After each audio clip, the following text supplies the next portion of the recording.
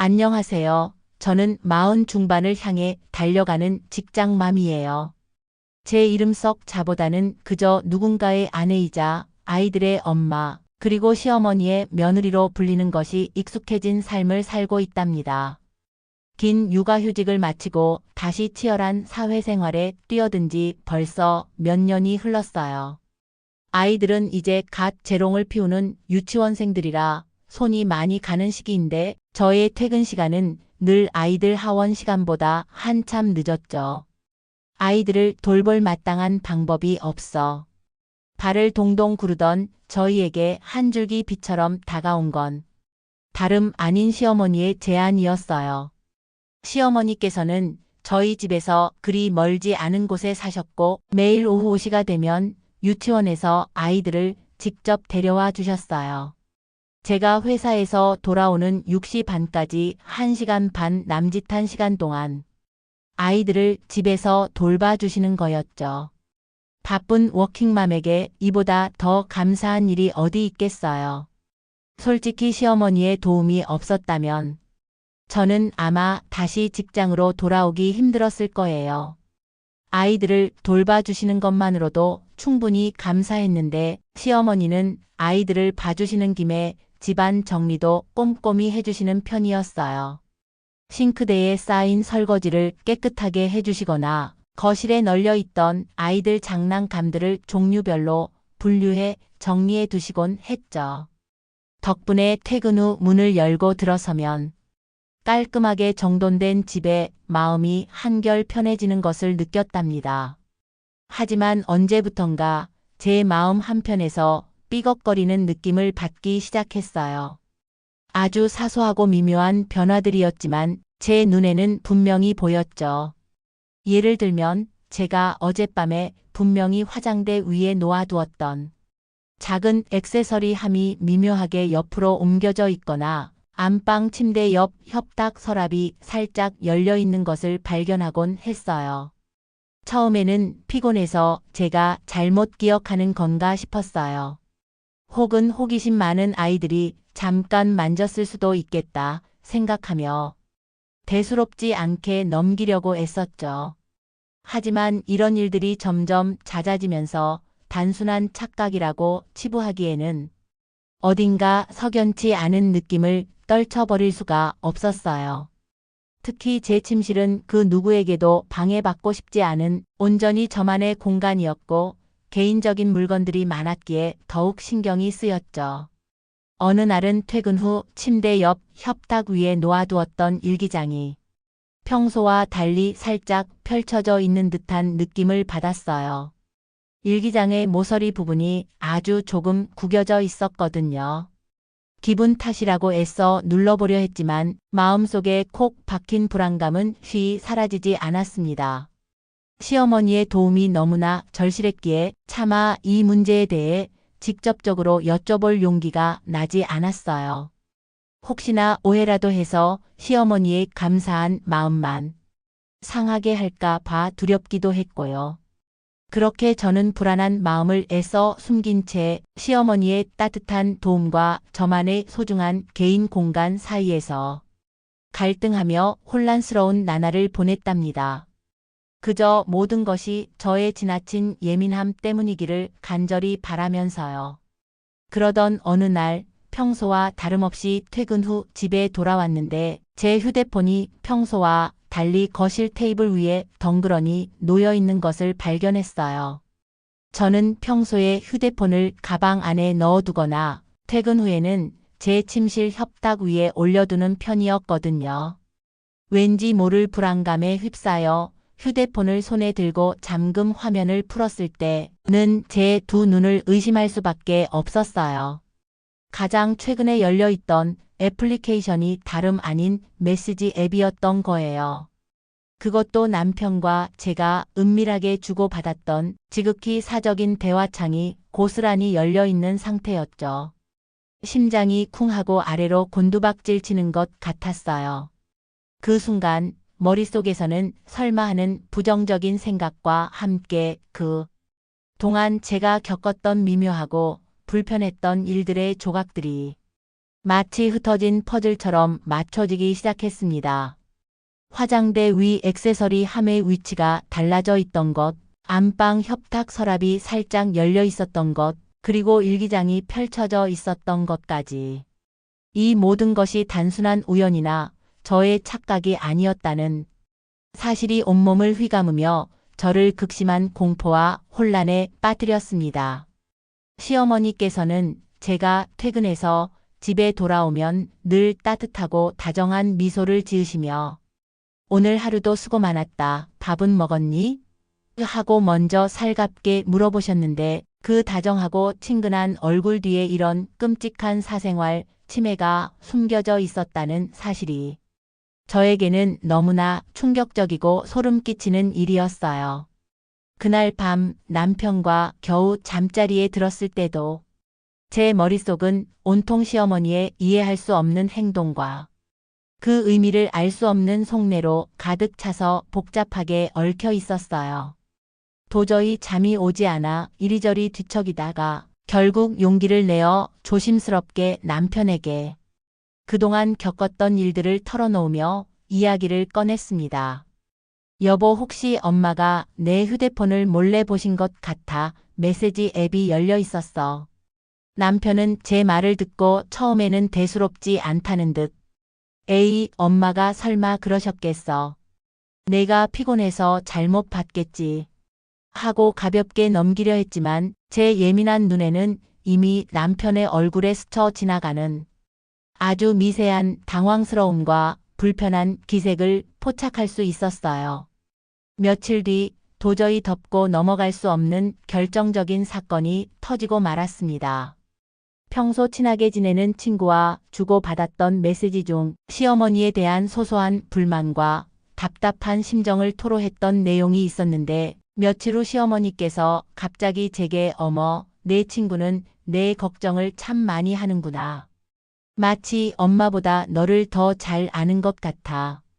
하고 의미심장한 미소를 지으며 말씀하시는 거예요. 그 순간 저는 온몸에 소름이 쫙 돋는 것을 느꼈습니다.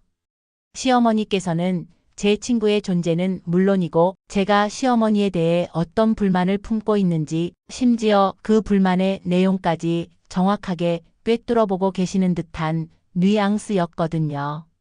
그제야 저는 시어머니께서 단순히 제 물건을 정리하고 집안일을 도와주는 차원을 넘어 저라는 한 인간의 개인적인 사생활을 아주 깊숙하고 은밀하게 침해하고 들여다보고 계셨다는 끔찍한 사실을 두 눈으로 똑똑히 확인하고 확신하게 되었어요.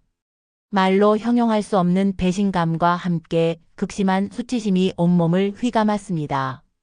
더 이상 이 집에서 그 누구도 믿을 수 없고 그 어디에도 안전하게 기댈 곳이 없다는 절망적인 생각에 휩싸였습니다. 시어머니의 도를 넘는 사생활 침해는 이제 제가 더 이상 감당할 수 있는 수준을 아득히 넘어섰습니다. 이제는 제가 외출하고 집에 돌아오면 시어머니께서 오늘 어디에 갔다 왔니? 누구와 만났니? 무슨 이야기를 나누었니?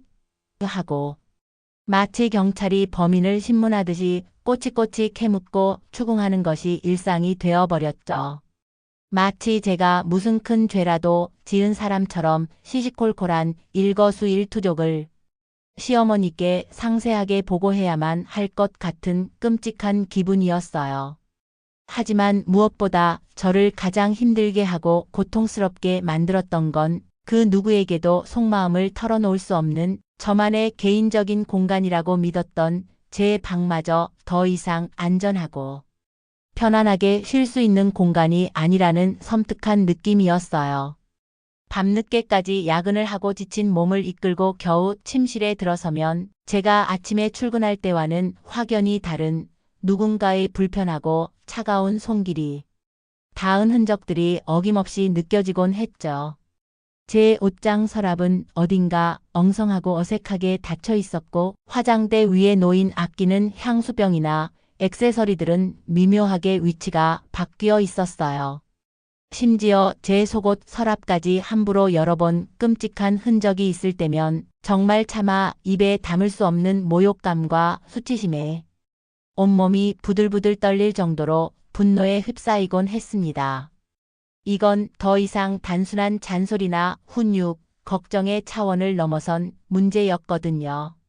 명백한 사생활 침해이자 저라는 한 인간의 존엄성과 인격에 대한 심각한 존중의 부재였어요. 더 이상 혼자서는 이 끔찍한 상황과 감당할 수 없는 고통을 견딜 수 없다고 판단한 저는 마지막 지푸라기라도 잡는 심정으로 다시 한번 남편에게 모든 사실을 털어놓으며 강력하게 호소하고 매달렸어요. 여보, 엄마가 정말 너무 지나치세요. 제 방에 허락도 없이 함부로 들어오시고 심지어 제 휴대폰 메시지까지 몰래 훔쳐보시는 것 같아요. 이건 정말 아니잖아요. 어떻게 엄마가 며느리에게 이럴 수 있어요? 하지만 제 간절한 외침에 대한 남편의 반응은 오히려 저를 더욱 깊은 절망과 고독 속으로 밀어넣는 잔인한 결과로 이어졌습니다. 남편은 깊은 한숨을 쉬며 엄마가 뭘 그렇게 대단한 걸 봤다고 그러냐. 다 당신 자식 잘 되라고 걱정하는 순수한 마음에서 하시는 행동 아니겠냐. 하고 오히려 저를 이해할 수 없다는 듯 나무라는 거예요. 심지어 엄마는 원래 그런 분이시니 내가 넓은 마음으로 조금만 이해하고 넘어가 드리면 안 되겠냐. 라는 믿을 수 없는 말을 아무렇지도 않게 내뱉는 남편의 모습은 제 가슴에 날카로운 비수처럼 깊숙이 박혔습니다. 세상에서 저와 가장 가깝고 저를 가장 사랑하고 이해해 줄 것이라고 굳게 믿었던 남편마저 시어머니의 편을 들며 제 절박한 하소연을 철저하게 외면하고 무시하니 저는 마치 드넓은 바다 한가운데 홀로 남겨진 그 누구에게도 기댈 곳 없는 외로운 섬이 되어버린 것만 같은 절망적인 기분이었어요. 그때부터 저는 이 집에서 진정으로 마음을 터놓고 기댈 수 있는 사람은 단 한 명도 없다는 끔찍하고 슬픈 사실을 뼈저리게 느끼고 깨달았습니다. 어린아이들을 생각해서 당장 이 지옥 같은 집을 떠날 수도 없었기에 저는 그저 모든 부당함과 고통을 속으로 꾹꾹 삼키며 침묵하는 것 외에는 다른 선택지가 없었어요. 하지만 제 찢어지는 가슴 속에는 시간이 흐를수록 해결되지 않는 깊은 울분과 차마 말로 다 표현할 수 없는 서러움만이 켜켜이 쌓여만 갔습니다. 매일 밤 베갯니들 눈물로 적시며 괴로운 시간을 보내야만 했죠. 시어머니의 끔찍한 사생활 침해는 이제 더 이상 견딜 수 없는 고통이 되어 제 일상 전체를 짓누르는 무거운 공기가 되어버렸어요.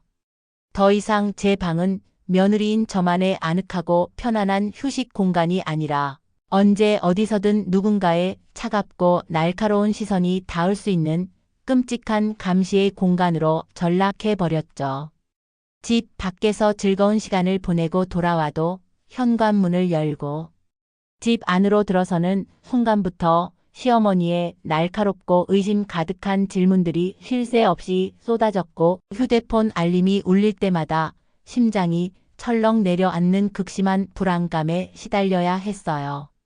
혹시라도 제가 잠시라도 자리를 비운 사이에 또 제 메시지를 몰래 훔쳐볼까 봐 두려웠으니까요. 마음 편히 친구들과 만나 즐거운 수다를 떨지도 못하고 남편에게 솔직한 속마음을 털어놓고 위로받지도 못하는 고통스러운 날들이 끝없이 이어졌어요. 제 마음속에는 마치 거대한 쇠사슬에 꽁꽁 묶인 듯한 숨막히는 답답함과 함께 시어머니의 비상식적인 행동을 그 어떤 힘으로도 막을 수 없는 무력감이 깊게 자리 잡았습니다. 이러한 일상 속에서 저는 점점 더 혼자가 되어가는 기분이었어요. 누군가에게 하소연하고 싶어도 과연 누가 제 고통을 진심으로 이해해 줄 수 있을까 싶었죠. 가장 힘들었던 것은 바로 남편의 변함없는 무심하고 무책임한 태도였어요. 제가 아무리 간절하게 호소하고 눈물을 뚝뚝 흘리며 제 고통을 토로해도 남편은 여전히 엄마는 원래 그런 분이다. 나이 드셔서 그러시니 내가 좀 더 넓은 마음으로 이해하고 보듬어 드려라는 말로 모든 상황을 회피하고 외면했어요. 제가 겪는 깊은 고통과 상처를 전혀 이해하려 하지 않는 남편의 모습에서 저는 더 큰 배신감과 함께 깊은 절망감을 느꼈습니다.